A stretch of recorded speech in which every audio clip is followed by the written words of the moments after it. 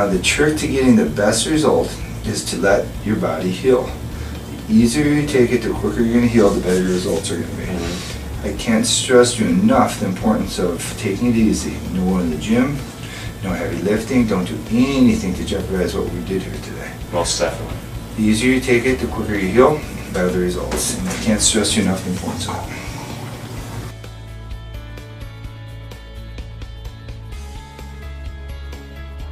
When you look at yourself straight on, just kind of envision, yeah. So that gives us plenty of forehead, okay? Still gives us a nice natural recession. Not too much forehead, but right on the money. Yeah. And then that'll square that off so that won't open up.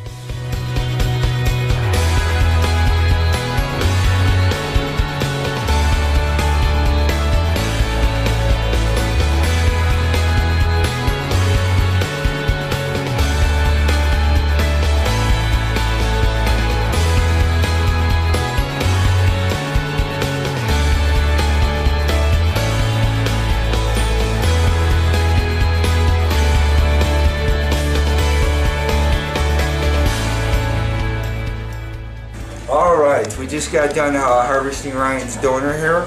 We initially pulled out, if you look over here, about 30 square centimeters of tissue. 30 square centimeters of tissue will yield us about 6,000 plus hairs.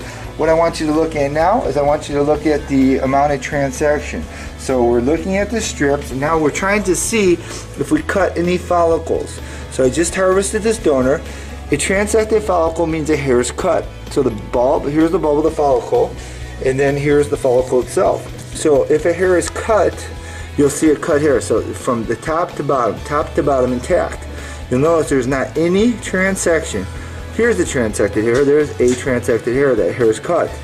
But if you follow this strip, you'll see that the strip has virtually no transection, and this is what separates me from everybody else who does hair transplants with the strip technology, is I don't transect the follicles. Bulb follicle, everything is intact, okay? This is what makes the yield higher. There's no way around it. When you're harvesting donor hair, you will transect some follicles, period. I don't care who you are. You can be the best in the world, you're cutting follicles. There's no way around it. Now, the best doctors are going to have the least amount of transection. They're going to get you your highest yield. I'm not saying I get perfect strips each and every time, but I consistently get this, and that's how I get the results I'm getting. Then this goes to my staff, and then they go cut it under microscopes, one by one, to make sure that we preserve that follicle, to make sure we get the highest yield. And that's how we're maximizing our result. We're moving as much as we can move, we're cutting it, taking it out perfectly, then we're dissecting it under magnification to get perfect grafts.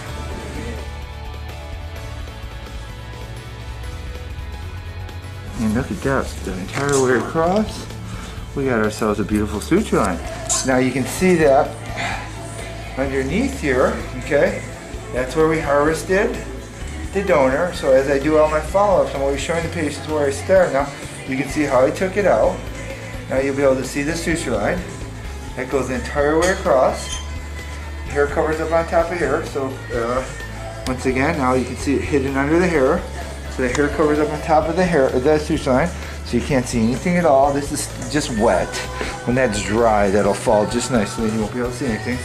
There's that suture line, the whole way around, all the way as far as I can get them. So from one side to the other side, as long as I can go, as wide as I can go, I get what I can get, and all that's going to be in our areas up top. So right now we're creating the hairline with the tiny little one hair grafts. In a moment, I'm going to show the camera what these individual grafts look like. I already showed you how the strips came out. The strips came out perfect. We got an extremely high yield. We're going to get running a lot of hair. And then once the hairline's done, I'm going to start filling it with some density grafts. The density grafts are the multiple follicular unit grafts, which are 2 or 3 of the bundles naturally grouped together, which allow me to achieve more density from a patient. And that's the main thing that I'm doing differently than everybody else, and that's what I want the rest of the industry to do. Are these multiple follicular unit grafts. I will get you as much hair as I possibly can get you, and then it's up to you from there to take care of it. One of the biggest things I thought was really neat too, was checking out your site, was that the guy who had the burn yes, victims with the water, yes. And how, you know, it's on your site, I think you were saying that people said that it could never work for him. He was told time and time again no one wanted to touch him. because it is sparse. And, and you can't tell now. I mean, it looks... One of the things I do, and I have no problem with this being on the internet or someone hearing it, if someone has a good sob story, like Raheem's, okay, I do their case for them gratis, no charge. Because if they really have a real story, I'm not talking about cosmetic hair loss, I'm talking about hair loss from a trauma. Like we help vets out, military vets, a guy just got shrapnel, blew his eyebrow off, I restored his eyebrow for him. I recently had a young lady that got burned in a house fire, I restored her hair for her. So anybody who's got a good sob story like that, I'm more than happy to help out. Yeah. So that's one of the things that Raheem was one of those cases. Okay, so we showed you what those strips look like once they were harvested. Now I'm going to show you what they look like once they're dissected. What you're looking at here is a one-hair graft. This is the bulb of the follicle. That's the follicle itself. This is a follicular unit. A follicular unit could have 2 hairs. A follicular unit could have 3 hairs. A follicular unit might even have 4 hairs, depending on the density of the follicular unit. A multiple follicular unit graft will have 2 or 3 of those follicular units in it. We don't implant these. We're just showing you how it works. So the follicular unit goes behind these little 1-hair, 2-hair grafts to create more density. As you can see, this has double the amount of hair than these have, which creates double the density, and still will get the natural appearance. So just ignore this top row and notice the difference of how this is double this. This here is double that. So if I were to split that, I can create this. So the more I dissect a follicle up, the more grafts I get, but in actuality I get less hair. So that's why we want to keep these grafts intact to create that density. That's why we call them density grafts. These are for softening, to make a soft natural hairline, 1 hair at a time. These are to transition into the density grafts, and here's where we get our density. Okay, Ryan, we're almost finished with your procedure today. So far, how do you feel about it? How's your day been? Yeah, it's been really good. Really good. I feel very comfortable. There hasn't been any pain. We were talking about the different grafts and where we go and how we implant them. These 1-hair grafts go in the frontal hairline all the way around in the entire hairline, so that way it looks super soft and super natural. The 2, 3-hair grafts will go behind the 1-hair grafts to blend in behind it to create a little more density. The multiple follicular unit grafts will go even further back to create the density, and they're blended in with these little ones in between so you can't see them. We want the industry to pick this up because we want them to use these stronger grafts to get more hair for the patients, to get the patient through this process quicker. That's why we want everyone to do this, because it's going to help everybody. It's going to help the industry, and it's going to help the patient most importantly. We also use that multiple follicular unit graft in the back. We started to create this spiral pattern. So by putting that multiple follicular unit graft in the back, creates more density, and these will be undetectable as you'll see when this grows out. So this is the spiral I built, and this goes all the way around. It's going to blend in and around, and then you can see where he has hair. We're not putting the hairs because we want to get the most out of it and putting it where it needs the most today. It's going to do the preventative treatments that's going to help hopefully hold on to that hair in that bridge, and then hopefully we'll be able to wind them up in one more procedure. Alright, so the procedure went absolutely perfect. We were able to harvest, we got you about 32 square centimeters of tissue, which yields you about 6,500 to 7,000 hairs based on your density. Wow. So one excellent. I was able to do everything we talked about. So the camera can see, we harvested Ryan all the way from over here. This is just a little, it's not completely dry, but as you can see when it does dry, completely covers. That's the area where we took that suture line from. Still no. So we harvested that all the way around. We harvested him all the way to his other side. As you can see, this is white, it's not just clean and dry, and that goes all the way around. Now, what we did for Ryan today is we did exactly what we said. We recreated the hairline, so we built them in all the way around. So these are the grafts. So this is his new hairline that you're seeing here. So it's nice and soft and staggered, it's just the way we talked about. So those are the little 1-hair grafts all the way around the front. Then what we did is we did the little 2, 3-hair grafts behind that, and then we used the strong grafts back there for the density. We did what we went for the most bang for the buck, meaning that we put the hair exactly where he needs it. He needed it in the front and he needed it in the back. create a little bit of a spiral in the back with some little ones around the edges to blend in. And so that way we hit the two most important areas, the front and the back. He had hair in the center, so that way when this grows out, it'll look like he's got his hair back. Then he'll come back probably one more time in about a year. We'll probably either tighten the hairline up or close the crown, or we'll just kind of play it by ear and see how he does. Hi, how are you? We're here with our patient Ryan. He's here just for a quick little follow-up at the month point. I just want to show you how he's progressing as far as where the hairline is and what's happening as far as initial growth.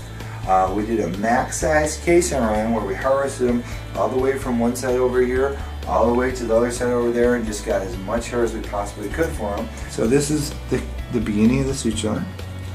And then this goes around. You can see this little line here. This is the suture line and this is at the month point. Now this is going to continue to heal over the next month, over the next year, excuse me.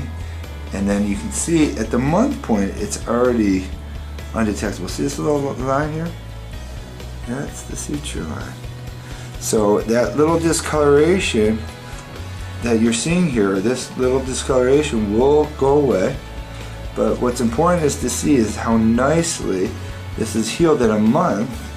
And he could cut his hair probably right now with a 2-blade and you won't even be able to see his hair. Now you can really see the line itself because now you got some real color. But that's what it looks like. And this will be completely undetectable in about another, let's say, month or so. You probably won't be able to see any of that redness at all. That'll all clear up. We transplanted Ryan's entire hairline. We went all the way across. He's got really initial growth coming in. See his little hairs? That's a little micrograft starting to come in. These are some hairs that actually grew faster. In general, it takes a solid 3 to 4 months for all the initial hairs to start to grow on the first transplant. And then those hairs have to grow out at a ½ inch a month thereafter. We transplanted Ryan's crown and then we created a spiral that follows the natural pattern of his hair. So this little area that's open now, you're not going to be able to see in a few more months once the hairs start to grow in. And how was the whole process for you? How did everything go? It was very good. Very smooth. I mean, no pain or anything. Hello, I'm Josh. I work with Dr. Bolton every day, and this is Ryan, his patient. What I'm going to show you today is the beginning growth. Ryan is just 1 month out, and we just want to encourage him a little bit because he really doesn't see a whole lot of change from when he first came in the door, which is normal. You don't really see much of a change for 4 to 6 months, but this is a tool that we use to show that yes, there are hairs growing, and usually quite a bit. So this is 50 times magnification. You can see on the screen the actual weaves of my shirt, and we're going to go into Ryan's scalp and show you his new growth. So just stay out of the way of the screen. We're going to go into Ryan's hairline, his frontal hairline. Dr. Bolton transplanted his whole area of loss from front, the 2 areas that are exposed where he's thinning and balding, and the back. So let's go into that frontal hairline, look on the screen, and see his new hairs that are starting to grow. So let's focus in here. Those short little hairs that you see just emerging from his scalp are brand new transplanted hairs. And he's actually got a lot of new growth in his frontal hairline. That is a beard length hair. They're not really doing anything because they don't have their length, they don't have their width, the maturation is not complete, but it will continue to improve over these next months.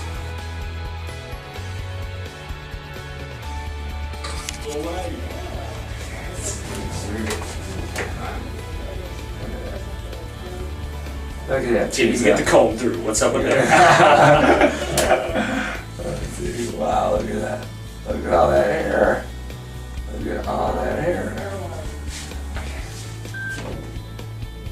Okay, pick a side, right or left. I love it, buddy. I love it. Chin up one, Josh.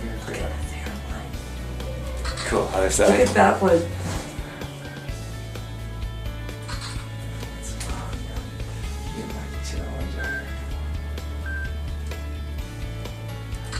Towards the back wall. I chin up a little bit here.